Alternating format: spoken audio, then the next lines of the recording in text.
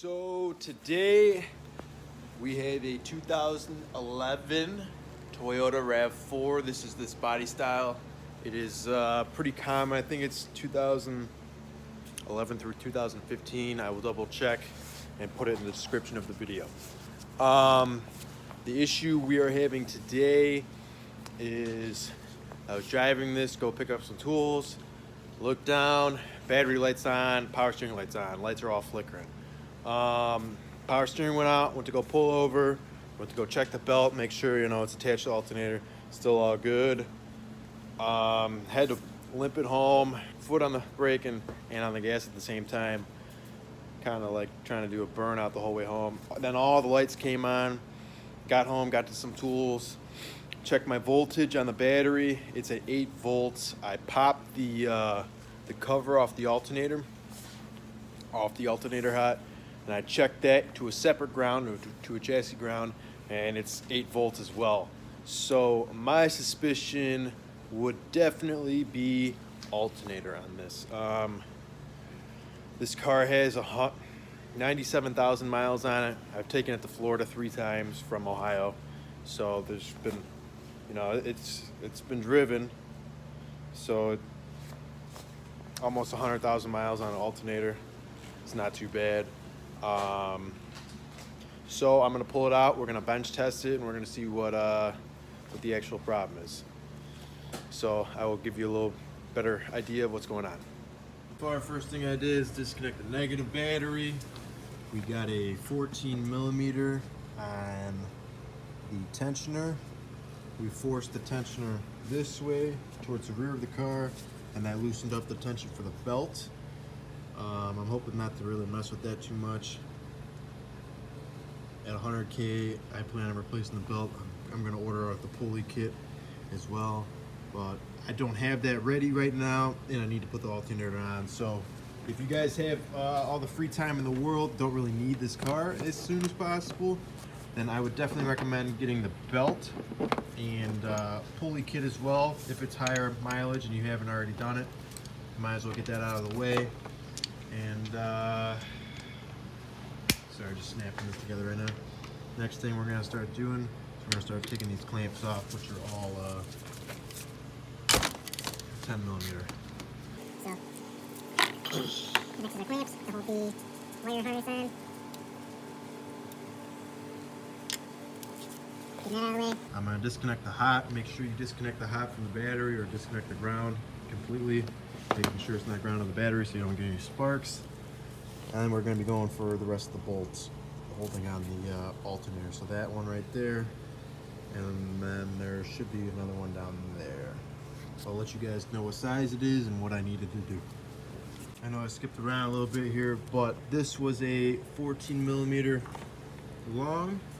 I used a short 14 millimeter socket on it, and the one on the bottom is a 14 millimeter. I ended up using a deep socket on that one with my flexible head ratchet, extended ratchet. That helped really nice. And then I just took my pry bar, I unplugged this sensor out of the way.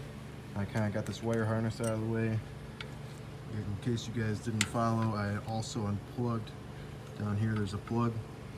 The spring clip is on this side.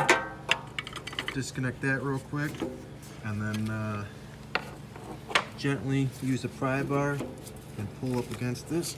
You can pull the alternator right out. This one's a little bit hot right now, and I'm gonna pull it out and show you guys what the alternator looks like. Pretty hot to the touch. I think I was overworking it, but I can see some dark marks, which typically indicates something's burning up on here. Like, this is ridiculously hot. It's actually been off for about a half hour. It still hasn't cooled down that much. So we're gonna take this to your local auto parts store and get it bench tested, and I'll share the results with you. But everything else is looking good down there, so we'll leave that alone.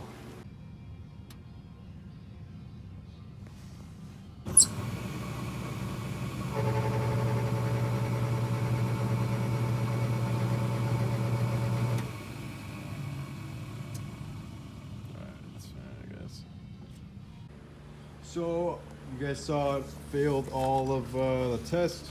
a little suspicious to AutoZone, but we probably should have had him check the new one too. But it was right before they closed, and he gave me 10% off just for asking, so I can't really complain. But I guess he put that on there for me.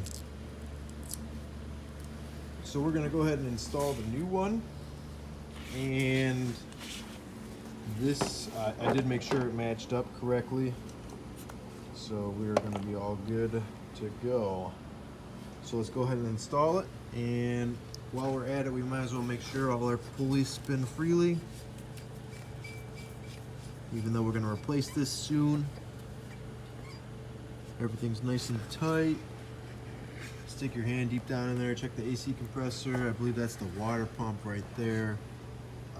Tensioner's behind that.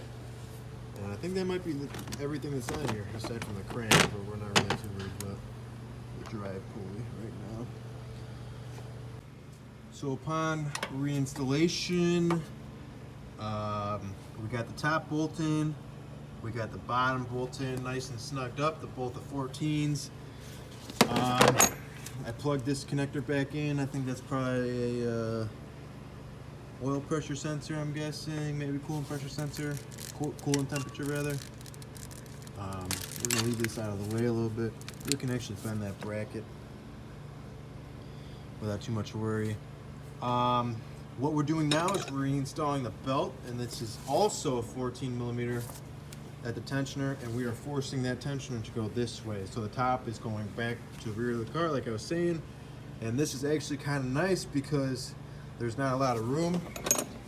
I have this tool set here for the tensioners, but I actually figured this gear wrench, some long ratcheting wrench, was actually working out better for me. I was able to get it in there and pry, so my bad, towards the front of the car. I'm sorry guys. But I was able to pry down, and I was able to get the belt up on that lip, that first lip, so we can go back up and ratchet it and then pull it back towards us to get enough slack to go on the pulley as well. I'm gonna try and set this up so you guys can see what I'm doing here. My apologies if it does not work out. So, making sure the ratchet's going the right way. Pushing down again. And I got a little bit more on there this time. I'm trying to get as many clicks as I can.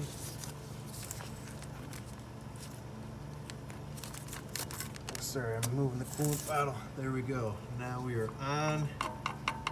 Just gotta rescue the wrench off of there. One thing you're gonna want to make sure is the belt is secure and in the proper groove all throughout the entire pulley system. So we're gonna crawl into the car myself off camera and check to make sure the pulley is on, and as long as it's on, we're gonna finish connecting everything back together, and we're gonna be good to go to start it up. And probably gonna have to jump it since the battery's at 8 volts. Hopefully we didn't destroy the battery. We're gonna connect our hot back on there, and then also our wire bracket on there as well. This is actually loose, so I'll just do that by hand real quick. Hook that back up. Nice and in the groove. You don't want to over tighten this. This is a little small 10mm. Same thing with that bracket right there. Is also a small 10mm. No reason to go crazy on that. Just make sure the connection's secure and it's not loose. Same thing with the battery as well. But we're actually gonna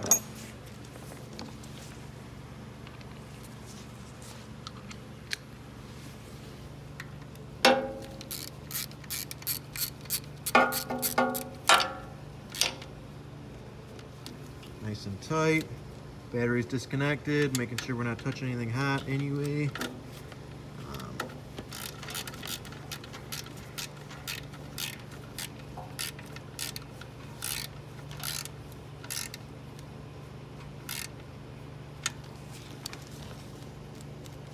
nice and tight.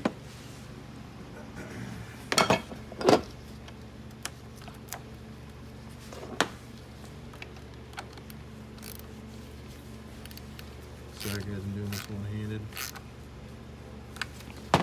You just want to make sure that if you wiggle on this, that it's making a solid connection, it's not loose or anything. So yeah, this is actually the tool for the belt. I'm not a fan of it. I've actually, I don't know, I've been trying to find a use for this every time, but it never works out in my favor. So we're gonna make sure we're picking up all the parts out of the way, and we're gonna jump it and make sure all the lights go off. So we got a little jump pack on, everything's out of the way. Double check the belt to make sure it's not in the way. We're gonna go ahead and start it.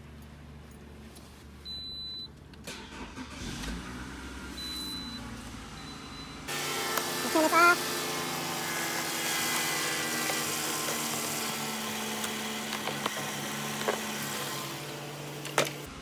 Power steering's working again. We got proper voltage. We were having an issue with this flickering, and it probably looks like it's flickering on the camera, but it's not. Turn the lights on. We're gonna double check all that work. The belt's on there smooth. So everything's plugged in properly. We're gonna locate the cap to make sure that's protected, that's hot, and then we'll cover this up, but we're gonna check everything to make sure we're at charging voltage.